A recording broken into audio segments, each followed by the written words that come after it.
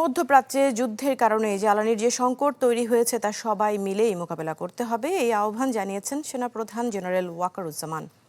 রাজধানীতে national defence কলেজে আয়োজিত অনুষ্ঠানে তিনি বলেছেন, স্বাধীনতার ৫৫ বছরেও দেশের জ্বালানি নিরাপত্তা জোরদার হয়নি, তৈরি হয়নি দ্বিতীয় তেল শোধনাগার। তাই বাকি জ্বালানি পরিশোধিত অবস্থায় আমদানি করতে হয়, ফলে ব্যয় অনেক বেড়ে যায়। অনুষ্ঠানে প্রতিরক্ষার সক্ষমতা বাড়ানো প্রসঙ্গে সেনাপ্রধান বলেছেন, কক্সবাজার বা চট্টগ্রাম অঞ্চলে বিমান বাহিনীর শক্তিশালী অবস্থান থাকলে হয়তো রোহিঙ্গা সংকট সৃষ্টি হতো না। They come and take part. We have also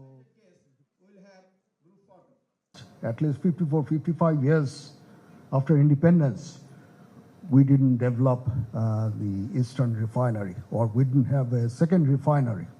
With this crisis, with Iran and USA, Israel, you can see the energy security, how much it can impact on the life of every individual in this country.